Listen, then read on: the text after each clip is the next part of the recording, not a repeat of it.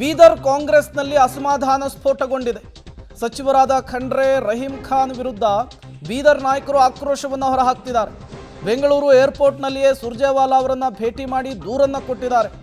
ಮಾಜಿ ಸಚಿವ ರಾಜಶೇಖರ್ ಪಾಟೀಲ್, ಮಾಜಿ MLC ಅರವಿಂದ್ ಅವರು ಕೂಡ ಭೇಟಿ ಮಾಡಿರುವಂಥದ್ದು. ಖಂಡ್ರೆ ರಹೀಂ ಖಾನ್ ಸರ್ವಾಧಿಕಾರಿ ನಡೆಯನ್ನು ತೋರಿಸ್ತಾ ಇದ್ದಾರೆ ಜಿಲ್ಲೆಯಲ್ಲಿ. ಈ ಬಗ್ಗೆ ಮಾತನಾಡೋದಕ್ಕೆ ನಮಗೆ ಟೈಮ್ ಕೊಡಿ ಅಂತ ಹೇಳಿ ಮನವಿಯನ್ನು ಮಾಡಿಕೊಂಡಿದ್ದಾರೆ ಅನ್ನೋದು ಗೊತ್ತಾಗ್ತಾ ಇದೆ.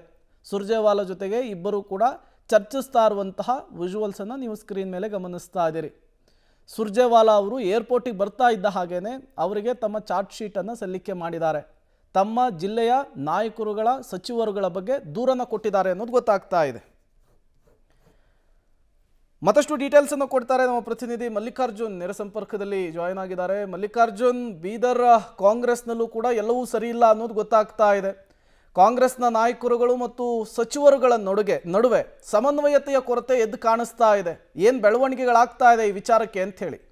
ಖಂಡಿತ ಪ್ರೇಮ್, ನಿಜಕ್ಕೂ ಒಂದು ರೀತಿಯ ಏನು ಗಡಿ ಜಿಲ್ಲೆ ಬೀದರ್ ಸೇರಿದಂತೆ ಏನು ರಾಜ್ಯಾದ್ಯಂತ ಶಾಸಕರು ಕೂಡ ಒಂದು ಕಾಂಗ್ರೆಸ್ ಸರ್ಕಾರದ ವಿರುದ್ಧ ಅಸಮಾಧಾನ ವ್ಯಕ್ತಪಡಿಸಿರುವಂಥದ್ದು. ಅದರಲ್ಲೂ ಪ್ರಮುಖವಾಗಿ ಇವತ್ತೇನು ರಾಜ್ಯ ಉಸ್ತುವಾರಿ ಸುಜ್ವಾಲ ಬಂದಿದ್ದಾರೆ, ಅವ್ರ ಮುಂದೆ ತಮ್ಮ ಅಲ್ಲನ್ನು ತೊಡ್ಕೊಂತಿರುವಂಥದ್ದು. ಅದರಲ್ಲೂ ಪ್ರಮುಖವಾಗಿ ಗಡಿ ಜಿಲ್ಲೆ ಬೀದರ್ನಲ್ಲಿ ಒಂದು ರೀತಿಯ ಬೀದರ್ನ ಕಾಂಗ್ರೆಸ್ನಲ್ಲಿ ಭಿನ್ನಮತ ಸ್ಫೋಟ ಆಗ್ತಾ ಇರುವಂಥದ್ದು, ಒಂದು ರೀತಿಯ ಅಸಮಾಧಾನ ಹೊರ ಆಗ್ತಾ ಇರುವಂಥದ್ದು. ಪ್ರಮುಖವಾಗಿ ಉಸ್ತುವಾರಿ ಸಚಿವ ಈಶ್ವರ್ ಖಂಡ್ರೆ ಮತ್ತು ಸಚಿವ ರಹೀಂ ಖಾನ್ ವಿರುದ್ಧ ಈ ಒಂದು ಅಸಮಾಧಾನ ಆಗ್ತಾ ಇರುವಂಥದ್ದು ಕಾಂಗ್ರೆಸ್ನ ಜಿಲ್ಲಾ ನಾಯಕರು. ಅದು ಪ್ರಮುಖವಾಗಿ ಮಾಜಿ ಸಚಿವ ರಾಜಶೇಖರ್ ಪಾಟೀಲ್ ಆಗಿರ್ಬೋದು, ಮತ್ತೆ ಮಾಜಿ MLC ಅರವಿಂದ್ ಅರಳೆ ಆಗಿರುವಂಥದ್ದು, ನೂರಾರು ಕಾರ್ಯಕರ್ತರಾಗಿರ್ಬೋದು, ಮುಖಂಡರಾಗಿರ್ಬೋದು.